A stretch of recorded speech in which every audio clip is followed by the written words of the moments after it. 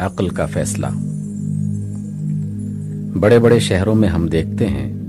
کہ سینکڑوں کارخانے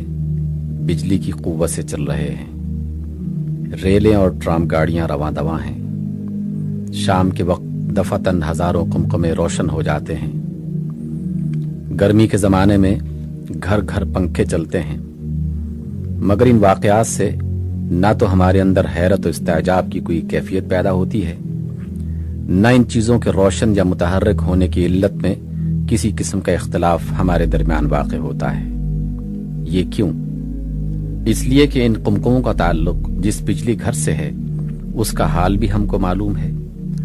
اس بجلی گھر میں جو لوگ کام کرتے ہیں ان کے وجود کا ہم کو علم ہے، ان کام کرنے والوں پر جو انجینئر نگرانی کر رہا ہے اس کو بھی ہم جانتے ہیں۔ ہم کو یہ معلوم ہے کہ وہ انجینئر بجلی بنانے کے کام سے واقف ہے، اس کے پاس بہت سی کلیں ہیں اور ان کلوں کو حرکت دے کر وہ قوت کو پیدا کر رہا ہے، جس کے جلوے ہم کو قمقموں کی روشنی، پنکھوں کی گردش، ریلوں اور ٹرام گاڑیوں کی سیر، چکیوں اور کارخانوں کی حرکت میں نظر آتے ہیں۔ بس بجلی کے آثار کو دیکھ کر اس کے اسباب کے متعلق ہمارے درمیان اختلاف رائے واقع نہ ہونے کی وجہ صرف یہ ہے کہ ان اسباب کا پورا سلسلہ ہمارے محسوسات میں داخل ہے اور ہم اس کا مشاہدہ کر چکے ہیں۔ فرض کیجئے یہی قمقمے روشن ہوتے، اسی طرح پنکھے گردش کرتے، یوں ہی ریلیں اور ٹرام گاڑیاں چلتی، چکیاں اور مشینیں حرکت کرتی، مگر وہ تار جن سے بجلی ان میں پہنچتی ہے ہماری نظروں سے پوشیدہ ہوتے، بجلی گھر بھی ہمارے محسوسات کے دائرے سے خارج ہوتا، بجلی گھر میں کام کرنے والوں کا بھی ہم کو کچھ علم نہ ہوتا، اور یہ بھی معلوم نہ ہوتا کہ اس کارخانے کا کوئی انجینئر ہے جو اپنے علم اور اپنے قدرت سے اس کو چلا رہا ہے۔ کیا اس وقت بھی بجلی کے ان آثار کو دیکھ کر ہمارے دل ایسے ہی مطمئن ہوتے؟ کیا اس وقت بھی ہم اسی طرح ان مظاہر کی علتوں میں اختلاف نہ کرتے؟ ظاہر ہے کہ آپ اس کا جواب نفی میں دیں گے۔ کیوں؟ اس لیے کہ جب آثار کے اسباب پوشیدہ ہوں اور مظاہر کی علتیں غیر معلوم ہو تو دلوں میں حیرت کے ساتھ بے اطمینانی کا پیدا ہونا، دماغوں کا اس راز سربستہ کی جستجو میں لگ جانا اور اس راز کے متعلق قیاسات و آراء کا مختلف ہونا ایک فطری بات ہے۔ اب اس مفروضے پر سلسلہ کلام کو آگے بڑھائیے۔ مان لیجئے کہ یہ جو کچھ فرض کیا گیا ہے در حقیقت عالم واقعہ میں موجود ہے، ہزاروں لاکھوں قمقمے روشن ہیں، لاکھوں پنکھے چل رہے ہیں، گاڑیاں دوڑ رہی ہیں، کارخانے حرکت کر رہے ہیں، اور ہمارے پاس یہ معلوم کرنے کا کوئی ذریعہ نہیں ہے کہ ان میں کون سی قوت کام کر رہی ہے اور کہاں سے آتی ہے۔ لوگ ان مظاہر و آثار کو دیکھ کر حیران و ششدر ہیں، ہر شخص ان کے اسباب کی جستجو میں عقل کے گھوڑے دوڑا رہا ہے۔ کوئی کہتا ہے کہ سب چیزیں آپ سے آپ روشن یا متحرک ہیں، ان کے اپنے وجود سے خارج کی کوئی ایسی چیز نہیں ہے جو انہیں روشنی یا حرکت بخشنے والی ہو۔ کوئی کہتا ہے یہ چیزیں جن مادوں سے بنی ہوئی ہیں انہی کی ترکیب سے ان کے اندر روشنی اور حرکت کی کیفیتیں پیدا کر دی ہیں۔ کوئی کہتا ہے کہ اس عالم مادہ سے ماورا چند دیوتا ہیں جن میں سے کوئی قمقمے روشن کرتا ہے، کوئی ٹرام اور ریلیں چلاتا ہے، کوئی پنکھوں کو گردش دیتا ہے اور کوئی کارخانوں اور چکیوں کا محرک ہے۔ بعض لوگ ایسے ہیں جو سوچتے سوچتے تھک گئے ہیں اور آخر میں عاجز ہو کر کہنے لگے کہ یہ ہماری عقل اس طلسم کی تہ تک نہیں پہنچ سکتی، ہم صرف اتنا ہی جانتے ہیں جتنا دیکھتے ہیں اور محسوس کرتے ہیں، اس سے زیادہ کچھ ہماری سمجھ میں نہیں آتا، اور جو کچھ ہماری سمجھ میں نہ آئے اس کی نہ ہم تصدیق کر سکتے ہیں اور نہ تکذیب۔ یہ سب گروہ ایک دوسرے سے لڑ رہے ہیں، مگر اپنے خیال کی تائید اور دوسرے خیالات کی تکذیب کے لیے ان میں سے کسی کے پاس قیاس اور ظن و تخمین کے سوا کوئی ذریعہ علم نہیں ہے۔ اس دوران میں کہ یہ اختلاف برپا ہیں، ایک شخص آتا ہے اور کہتا ہے کہ بھائیو، میرے پاس علم کا ایک ایسا ذریعہ ہے جو تمہارے پاس نہیں ہے۔ اس ذریعے سے مجھے معلوم ہوا ہے کہ ان سب قمقموں، پنکھوں، گاڑیوں، کارخانوں اور چکیوں کا تعلق چند مخفی تاروں سے ہے جن کو ہم محسوس نہیں کرتے۔ ان تاروں میں ایک بہت بڑے بجلی گھر سے وہ قوت آتی ہے جس کا ظہور روشنی اور حرکت کی شکل میں ہوتا ہے۔ اس بجلی گھر میں بڑی بڑی عظیم الشان کلیں ہیں جنہیں بے شمار اشخاص چلا رہے ہیں۔ یہ سب اشخاص ایک بڑے انجینئر کے تابع ہیں، اور وہی انجینئر ہے جس کے علم اور قدرت نے اس پورے نظام کو قائم کیا ہے۔ اسی کی ہدایت اور نگرانی میں یہ سب کام ہو رہے ہیں۔ یہ شخص پوری قوت سے اپنے دعوے کو پیش کرتا ہے، لوگ اس کو جھٹلاتے ہیں، سب گروہ مل کر اس کی مخالفت کرتے ہیں، اس کو دیوانہ قرار دیتے ہیں، اس کو مارتے ہیں، تکلیفیں دیتے ہیں، گھر سے نکال دیتے ہیں، مگر وہ ان سب روحانی اور جسمانی مصیبتوں کے باوجود اپنے دعوے پر قائم رہتا ہے۔ کسی خوف یا لالچ سے اپنے قول میں ذرا بر ترمیم نہیں کرتا، کسی مصیبت سے اس کے دعوے میں کوئی کمزوری نہیں آتی۔ اس کی ہر بات سے ظاہر ہوتا ہے کہ اس کو اپنے قول کی صداقت پر کامل یقین ہے۔ اس کے بعد ایک دوسرا شخص آتا ہے اور وہ بھی بجن سے ہی یہی قول اسی دعوے کے ساتھ پیش کرتا ہے، پھر تیسرا، پھر چوتھا، پانچواں آتا ہے اور وہی بات کہتا ہے جو اس کے پیشروؤں نے کہی تھی۔ اس کے بعد آنے والوں کا ایک تانتا بن جاتا ہے، یہاں تک کہ ان کی تعداد سینکڑوں اور ہزاروں سے متجاوز ہو جاتی ہے، اور یہ سب اسی ایک قول کو اسی ایک دعوے کے ساتھ پیش کرتے ہیں۔ زمان و مکان اور حالات کے اختلافات کے باوجود ان کے قول میں کوئی اختلاف نہیں ہوتا۔ سب کہتے ہیں کہ ہمارے پاس علم کا ایک ایسا ذریعہ ہے جو عام لوگوں کے پاس نہیں ہے۔ سب کو دیوانہ قرار دیا جاتا ہے، ہر طرح کے ظلم و ستم کا نشانہ بنایا جاتا ہے، ہر طریقے سے انہیں مجبور کیا جاتا ہے کہ اپنے قول سے باز آ جائیں، مگر سب کے سب اپنی بات پر قائم رہتے ہیں،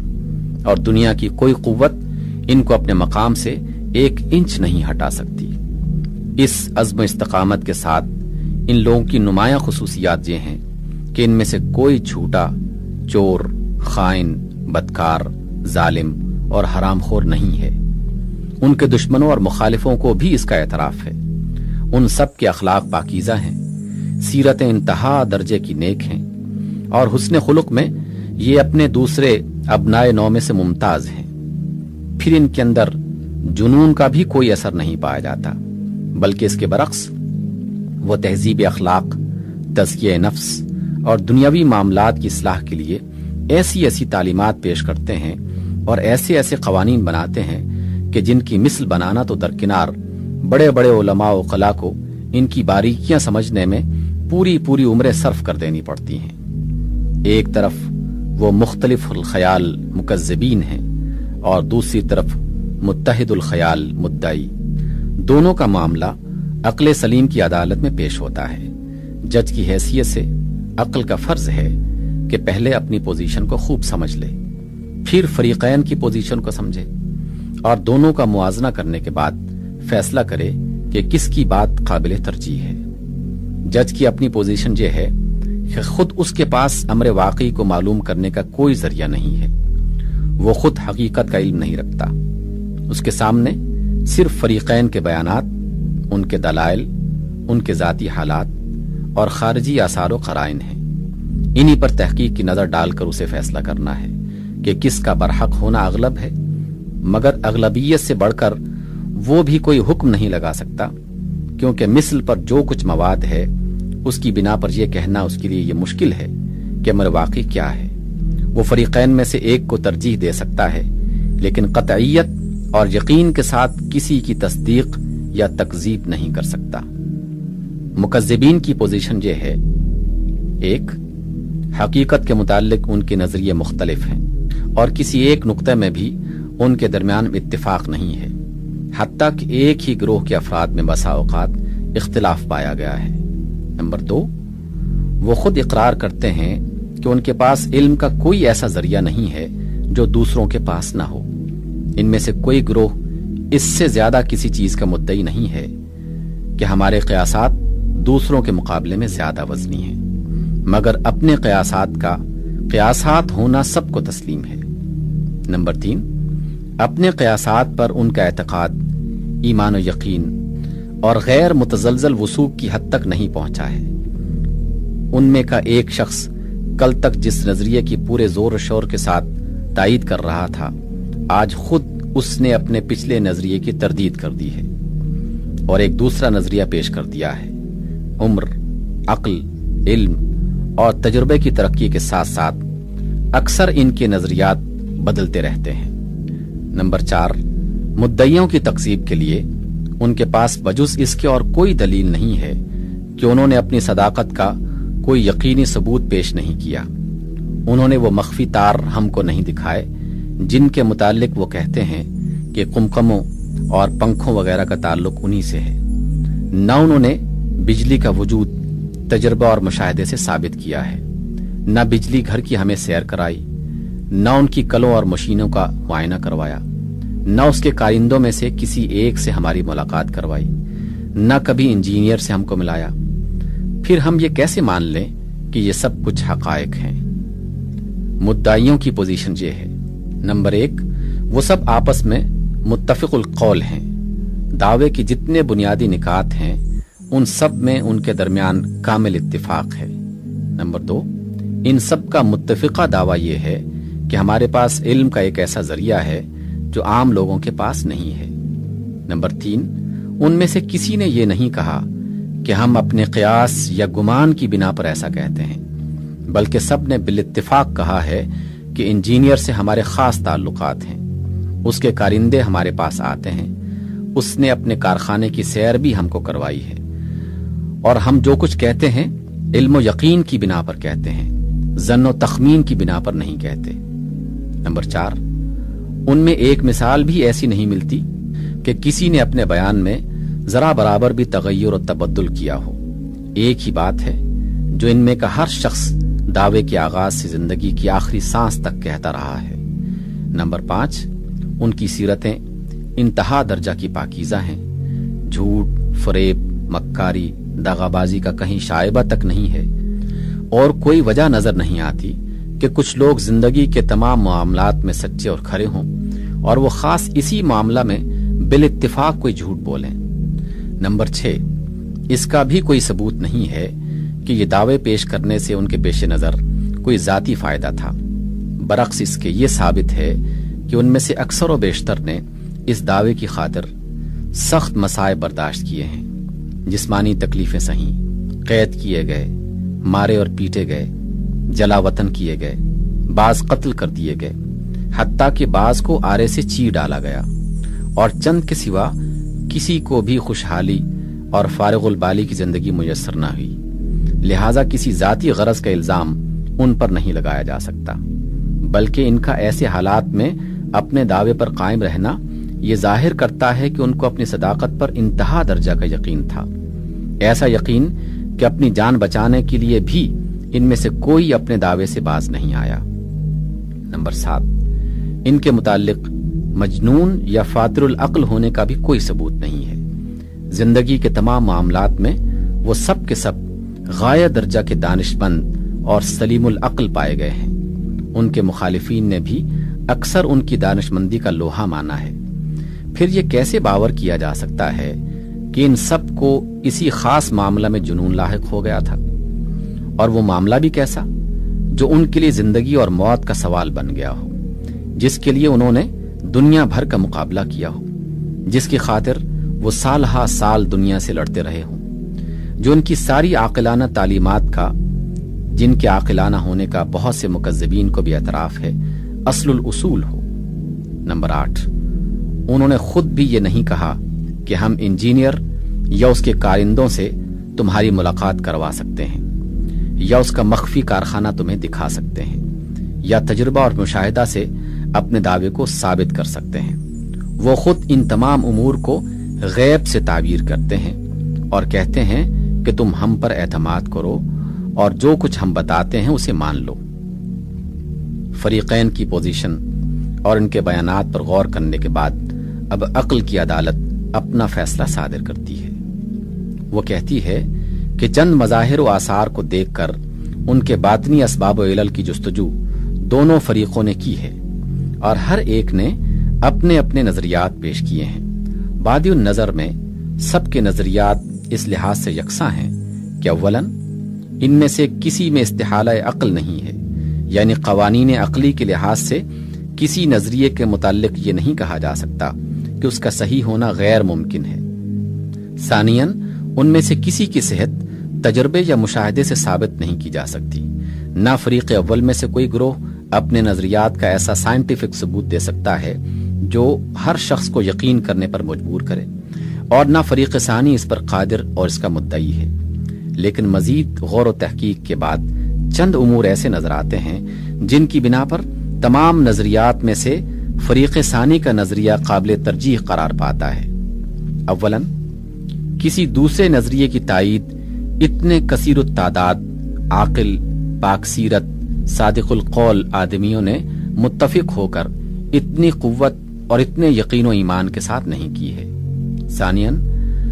ایسے پاکیزہ کریکٹر اور اتنے کثیر التعداد لوگوں کا مختلف زمانوں اور مختلف مقامات میں اس دعوے پر متفق ہو جانا کہ ان سب کے پاس ایک غیر معمولی ذریعہ علم ہے اور ان سب نے اس ذریعہ سے خارجی مظاہر کے باطنی اسباب کو معلوم کیا ہے، ہم کو اس دعوے کی تصدیق پر مائل کرتا ہے،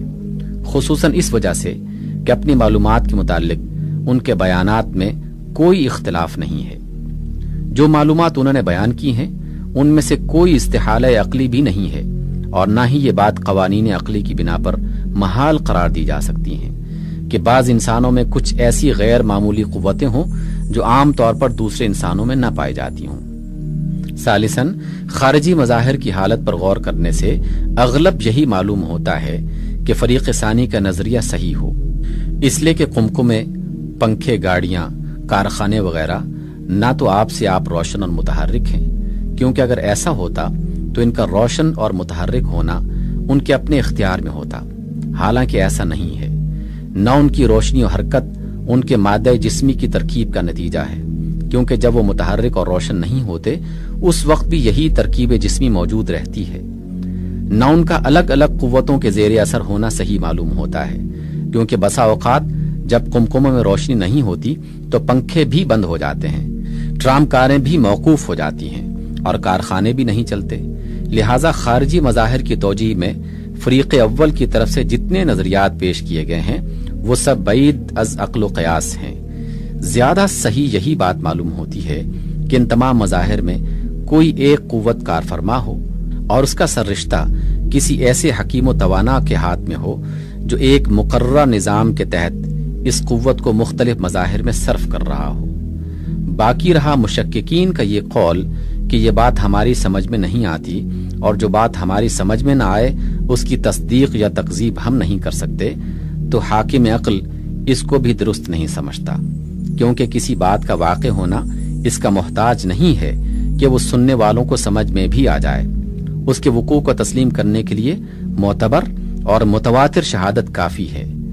اگر ہم میں سے چند معتبر آدمی آ کر کہیں کہ ہم نے زمین مغرب میں آدمیوں کو لوہے کی گاڑیوں میں بیٹھ کر ہوا پر اڑتے دیکھا ہے، اور ہم اپنے کانوں سے لندن میں بیٹھ کر امریکہ کا گانا سنائے ہیں، تو ہم صرف یہ دیکھیں گے کہ یہ لوگ جھوٹے اور مسخرے تو نہیں ہیں۔ ایسا بیان کرنے میں ان کی ذاتی غرض تو نہیں ہے، ان کے دماغ میں کوئی فطور تو نہیں ہے۔ اگر ثابت ہو گیا کہ وہ نہ جھوٹے ہیں، نہ مسخرے، نہ دیوانے، اور نہ ان کا کوئی مفاد اس روایت سے وابستہ ہے، اور اگر ہم نے دیکھا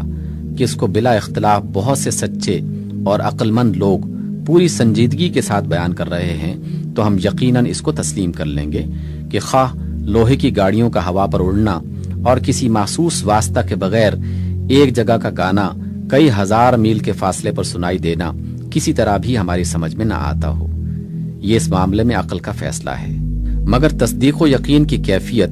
جس کا نام ایمان ہے اس سے پیدا نہیں ہوتی، اس کے لیے وجدان کی ضرورت ہے، اس کے لیے دل کے ٹھک جانے کی ضرورت ہے، اس کے لیے ضرورت ہے کہ اندر سے ایک آواز آئے جو تکذیب، شک اور تذبذب کی تمام کیفیتوں کا خاتمہ کر دے اور صاف کہہ دے کہ لوگوں کی قیاس آرائیاں باطل ہیں، سچ وہی ہے جو سچے لوگوں نے قیاس سے نہیں بلکہ علم و بصیرت سے بیان کیا ہے۔